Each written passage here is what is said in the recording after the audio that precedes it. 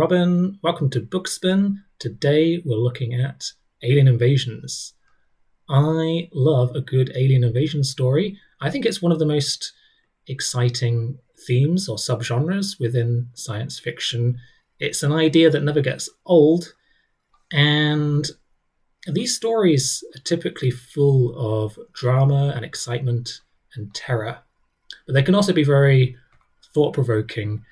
So I put together 7 books, 7 what I consider to be highly imaginative and engaging novels on this theme, which I can definitely recommend. Plus, I'm going to mention 3 books in my TBR on this theme. So let's get stuck in.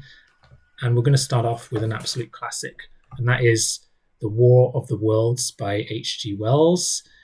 And in many ways, this book is the archetype of alien invasion literature. So what happens is Victorian England descends into chaos after the arrival of an aggressive race of beings come from Mars. They land on our planet. They arrive in these mysterious spaceships, and then they proceed to move about our landscape within these giant walking tripod machines armed with powerful laser guns. And they just destroy everything. Any humans who get in their way, they just wipe them out. So we don't really know what their purpose is, why they're here, because they never attempt to communicate with us. But presumably it's colonization. Perhaps there are some problems on their home planet, and they feel that Earth would better serve their long-term needs. But this is just speculation because we never actually hear from them. And we see very little of the Martians themselves, so they're kind of shrouded in mystery a little bit. All we know is that their intentions are hostile, and they intend to wipe out humanity, pretty much. So this is a classic alien invasion novel, but it's also a military science fiction novel, and it's an apocalyptic novel. And it's one of Wells's most exciting works, I think. And it's written in a kind of quaint late Victorian style, which is typical of his science fiction. His works were often referred to as scientific romances in his time. And like a lot of other of Wells's works, it can be interpreted as a kind of social commentary, in this case on imperialism.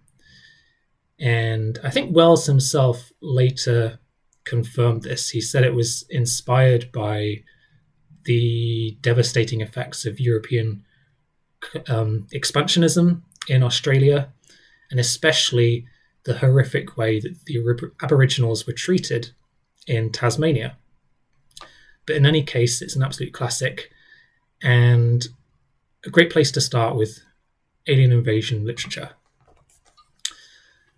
And next up, I've got 3 books from the 1950s. And I think the 50s in some ways was a bit of a golden age for alien invasion stories, because a lot of great books came out at this time, and there were quite a few good alien invasion films from this time as well. So maybe this has got something to do with the sort of post-war paranoia of the Cold War that was very prominent at the time. I don't know, but in any case, I've got 3 books from this period that I'd like to mention. And the first one is The Midwich Cuckoos by John Wyndham. This is my copy. I quite like this copy. This is the UK Penguin edition from 1960, and it's a tie-in edition for the film adaptation, which is called The Village of the Damned. It's one of the very few sci-fi books I have in my collection which has a photo on the cover, and I don't usually like movie tie-in covers, but I think in this case, I think it's got a certain sort of vintage charm. It's a really good movie, by the way, the 1960 adaptation. It really captures the creepiness of this story. And it is a very creepy story. It's a very creepy alien invasion tale. It's quite disturbing, and there are definite elements of sci-fi horror in here. So this story is set within a little English village called Midwich, in which a very mysterious and disturbing phenomenon takes place when one day the whole village gets locked down by an inexplicable blackout that renders everyone unconscious for, I think it's a few hours or a day or something like that. But when everyone finally comes to, it becomes apparent that all of the women in the village are now pregnant through some unnatural means, and that the children that they bear are no ordinary children. And in fact, it turns out that these children are the offspring of extraterrestrial beings conceived through xenogenesis. And once they are born, we discover that they have very creepy and unnatural abilities, and they share a kind of hive mind.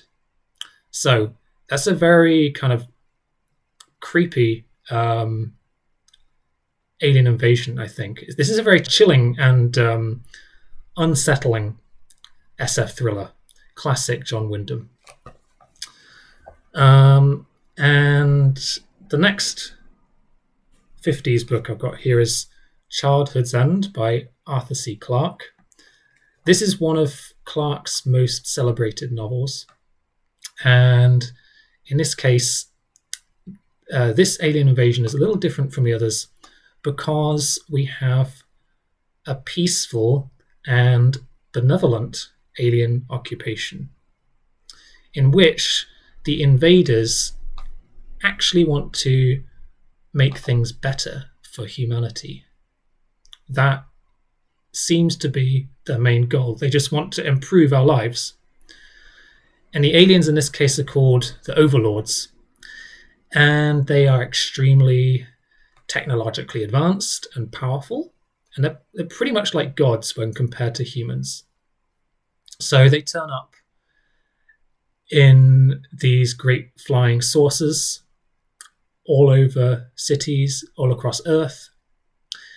And they proceed to make contact with us and confer a golden age of peace and prosperity on humankind, in which our world basically is transformed into a paradise, a utopia of sorts.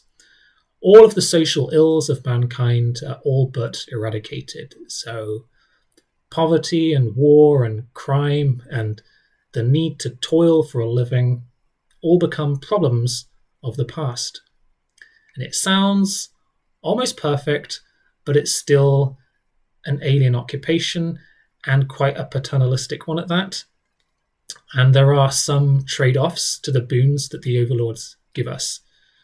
So, for example, cultural and artistic developments in the human world become stagnant, and humans are forbidden from ever developing a spacefaring technology or spacefaring civilization. And this story does take a very interesting turn later on. In any case, this is the backdrop for a very fascinating and a very ambitious story. I can definitely recommend this one. And next up, we also have the Martian Chonicles. This is my edition, which is called The Silver Locusts, but it's the same book, by Ray Bradbury. This is a bit different to the others so far in this list, in that it's not an invasion of Earth.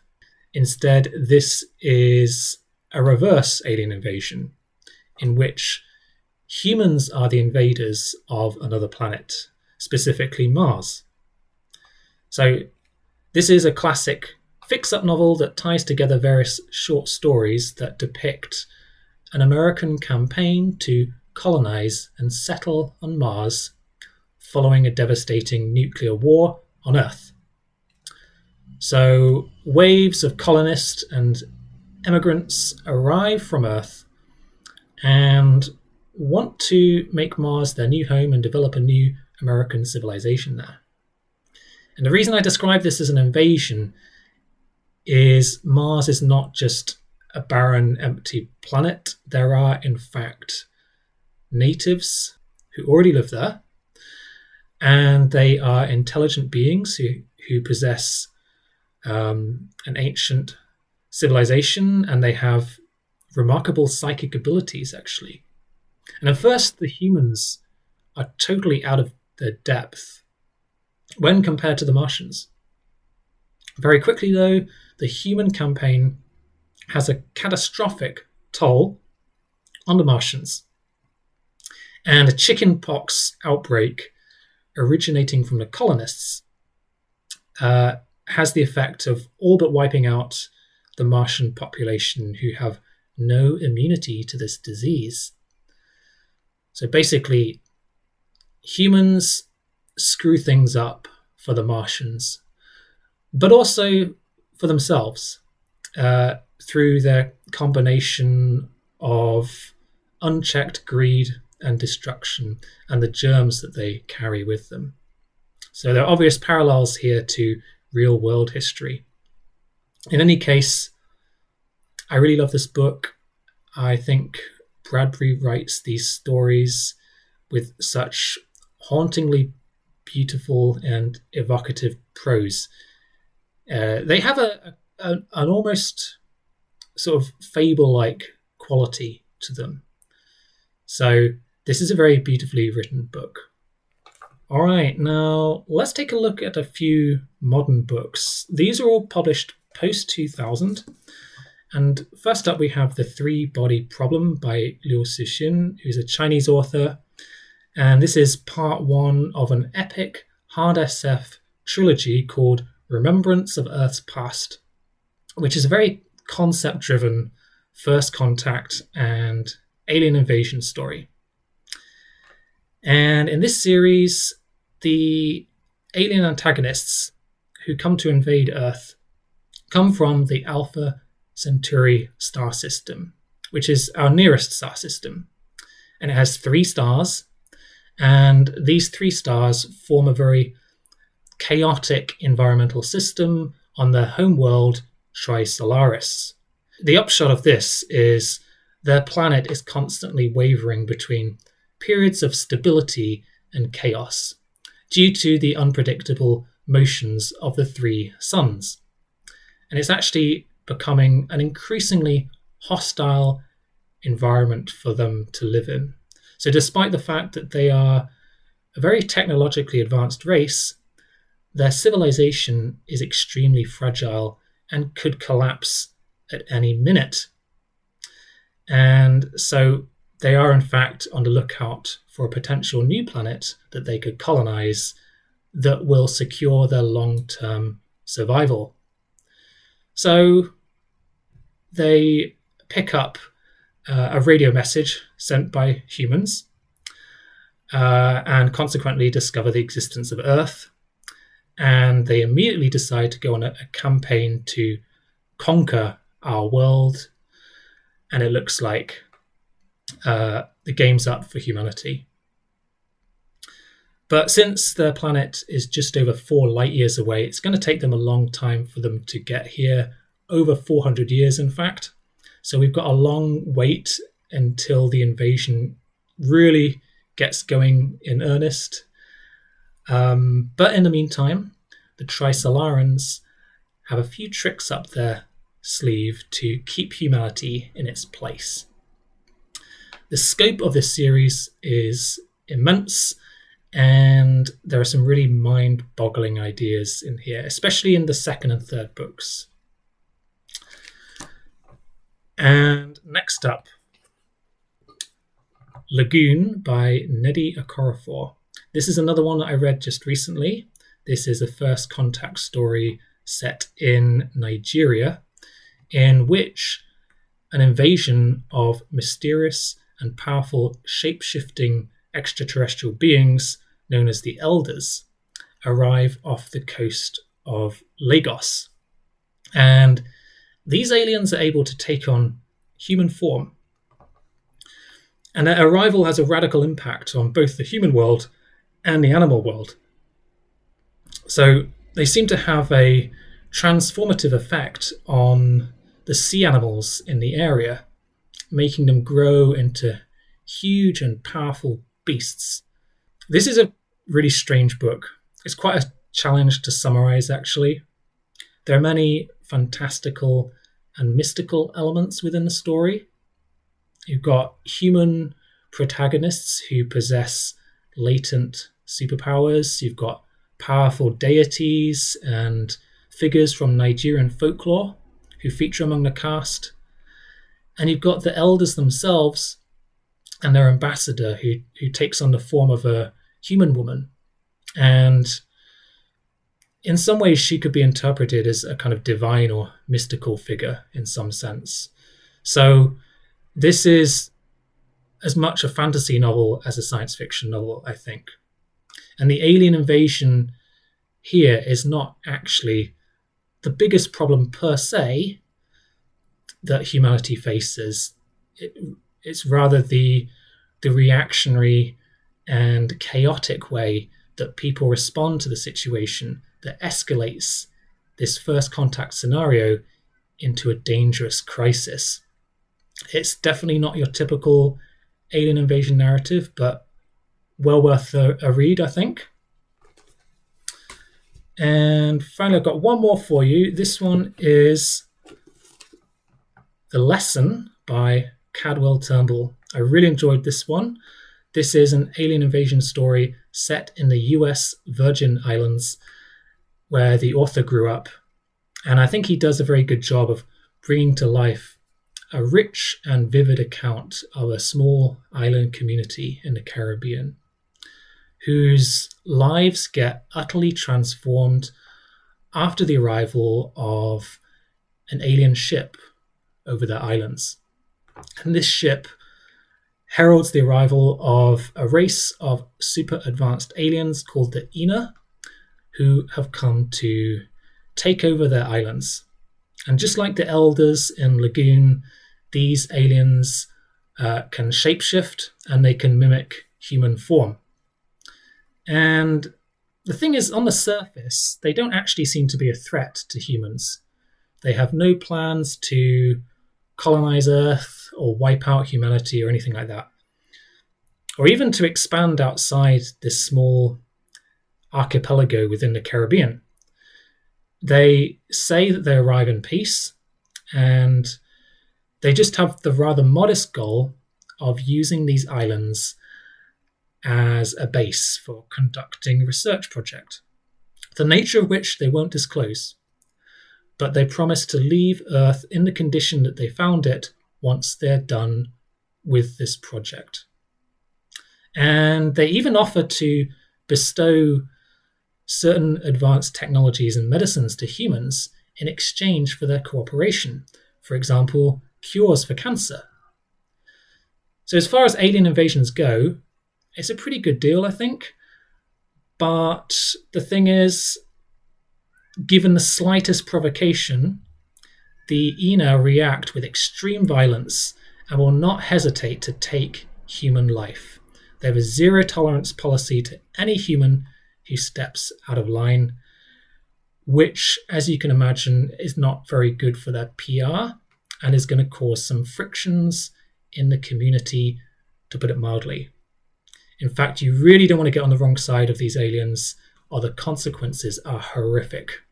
And there are moments in this book where it basically turns into sci-fi horror as much as it is a first contact story.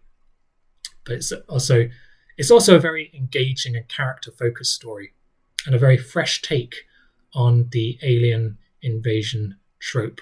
I really enjoyed this one. So that completes my list of alien invasion recommendations. But there are also a few books in my to-be-read list that fit in with this theme that I definitely want to read. So let's just take a quick look at those before I sign off. First up, Martians Go Home. This is another classic from the 50s. It's by Frederick Brown, an author that I discovered quite recently and enjoyed reading some of his short stories. I picked up this lovely vintage copy over the summer. I think this one is a US import from the 1950s. I don't know much about what this is about other than it's a humorous novel and it concerns a Martian invasion of Earth, and I think it's quite critically acclaimed.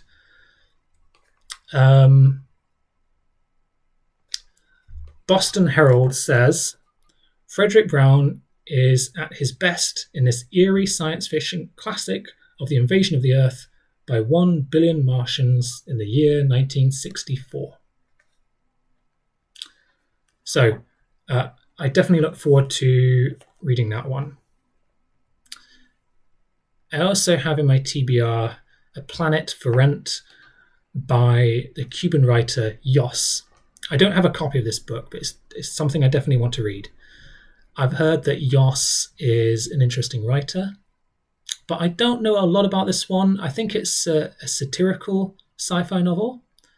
So I'm just going to have a quick look at the blurb on Amazon to give you a sense of what this is about. In his best-selling A Planet for Rent, Yos critiques 90s Cuba by drawing parallels with a possible Earth of the not-so-distant future.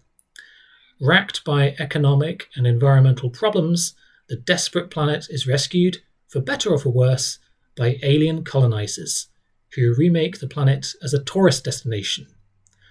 Ruled over by a brutal interstellar bureaucracy, dispossessed humans seek better lives via the few routes available, working for the colonial police, eking out a living as black marketeers, drug dealers, or artists, prostituting themselves to exploitative extraterrestrial visitors, or facing the cold void of space in rickety, illegal ships.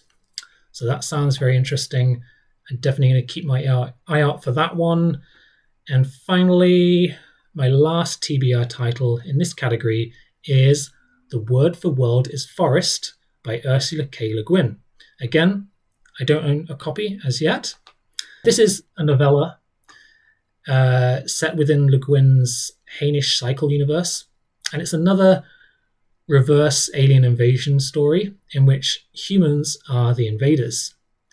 In this case, it's a future spacefaring race of humans who colonize another world in order to exploit its resources, and in doing so, they enslave the native population of peaceful, sentient beings.